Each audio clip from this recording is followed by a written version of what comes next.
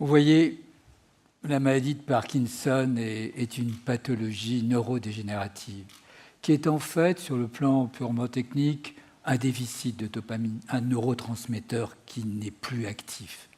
Les symptômes, des tremblements, mais surtout la rigidité des muscles. Alors, à un certain moment de la maladie, il est possible d'introduire des électrodes de telle manière à pouvoir émettre des impulsions électroniques qui vont réduire les tremblements.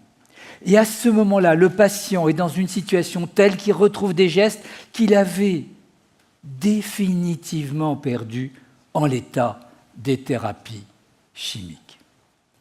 Ce cas d'usage vous montre, au sein des neurosciences, qu'il est possible de commencer à examiner les prémices d'une conversation électronique, une conversation entre le corps et le cerveau à partir d'une télécommande artificielle neuronale. Ces technologies, elles sont merveilleuses, mais aussi elles sont anxiogènes. Elles sont merveilleuses parce qu'elles ouvrent des horizons, des façons de repenser complètement la vie scientifique sans horizon. Mais elles sont aussi anxiogènes parce que pour la première fois, on va disposer d'un outil de décodage occulte des pensées de notre intimité. Alors, dans ce contexte très particulier, un groupe de pionniers, de juristes, ont décidé de tenter de mobiliser les citoyens du monde, vous, pour essayer d'organiser une régulation humaniste, universelle des neurosciences, de tenter de créer, d'inventer, en même temps que de tous ces chercheurs, sans les bloquer, d'inventer des neurodroits, base d'une nouvelle discipline pour obtenir un socle, un code des droits et obligations des activités neuronales. Je vous propose une réflexion et dans un premier temps de regarder les neurosciences dans un cas particulier qui est la sphère sociale. C'est peut-être l'endroit le plus dangereux d'utilisation des neurosciences, mais vous ferez votre conviction, on pourra en discuter si j'arrive à vous donner la parole. Je la garde en général. Elle est à moi. Continuons. Continuons et effectivement, regardez. Le travail en groupe est plus performant que le travail en solitaire. Ce principe qui sonne comme une maxime a été établi non pas par des chercheurs en sciences sociales, mais par des chercheurs en neurosciences. Ils ont montré que les capacités du cerveau étaient activées lorsque un agent travaillait en présence, sans discuter, en présence de ses congénères, comme si le lien social potentiel était un accélérateur de performance compte tenu d'un nombre impressionnant de zones du cerveau qui étaient activées. Alors, bien évidemment, un employeur, le vôtre peut-être, pourrait décider d'accéder à l'imagerie cérébrale.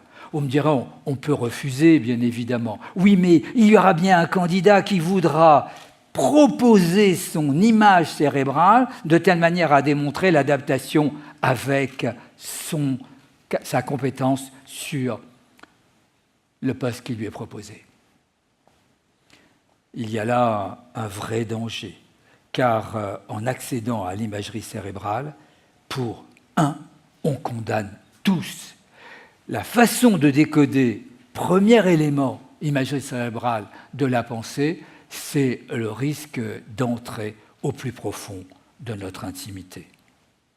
Continuons encore. Regardons un second cas d'usage, après le droit à l'intimité, un autre droit. Le sommeil. Hugo a raison, derrière le sommeil, il y a des choses merveilleuses. La modulation électronique du sommeil augmente les temps de repos et bien évidemment le bien-être. Lorsqu'il est capable de saisir ces données, ensuite de les encoder et enfin de télécharger un script qui permet de mieux dormir et de définir l'heure ultime de réveil, il y a là une augmentation potentielle des performances. On est à l'aube d'un homme programmable par neurosciences. Ce script est le début d'une écriture. Là encore, pourquoi un assureur ou un employeur ne demanderait pas à ce qu'on utilise cette technologie pour qu'on soit en forme et qu'il puisse surveiller par une remise spontanée, bien évidemment, de vos relevés de sommeil hebdomadaires. À ce niveau-là, l'ensemble de la question qui se pose, c'est jusqu'où on peut intégrer dans mon intimité. Et moi, je demande à Ego, qui est propriétaire de mon sommeil ? Qui est propriétaire des données issues de mon sommeil ? Peut-on utiliser ces données sans mon autorisation ? Et puis, peut-on envisager une liberté totale d'utiliser des systèmes neuronaux ou faut-il les encadrer ? Dernier cas d'usage. Un autre domaine d'application immédiate. La phase judiciaire. Vous êtes dans une cour d'assises. Plus précisément au moment où on va présenter les résultats d'une imagerie cérébrale d'un accusé. Le procureur a demandé la possibilité d'utiliser cette technologie, le président l'a accepté, il a désigné 3 experts judiciaires en neurosciences. Le premier établit l'imagerie cérébrale. Le deuxième vérifie les paramètres fondamentaux de la personne, respiration, tension artérielle. Et le troisième expert, d'une voix cadavérique, présente chacun des recoins de la scène de crime, chaque constat fait par la police scientifique, chaque coup porté sur chaque membre de la victime par une hache, l'assassin pataugé dans le sang. Non, on n'est pas en face ici d'une nouvelle de science-fiction. Je parle d'une réalité judiciaire aux États-Unis. Il est possible effectivement de demander une imagerie cérébrale. Et pendant le temps de la présentation des faits, lorsque des zones mémorielles sont activées, une carte de culpabilité potentielle apparaît. Et c'est sur cette base que l'on va interroger encore l'accusé parce qu'il semble avoir, au moins par une technologie particulière, une préconnaissance des événements qu'il n'est pas censé avoir vécu. Cette technologie remise au musée, les détecteurs de mensonges, elle frappe violemment le droit fondamental de l'accusé à se taire. Cette technologie quasiment impose un aveu neuronal portant atteinte à son élément le plus profond, c'est le début de la conscience des actes qu'il a pu réaliser. Ces cas d'usage dessinent 3 piliers juridiques. Un droit à l'intégrité, un droit à l'intimité, un droit à la liberté neuronale. Le droit à l'intégrité ou le droit de l'accusé empêche que l'on puisse demain, parce qu'aujourd'hui, ça commence à être possible d'avoir la maîtrise des pensées d'un individu.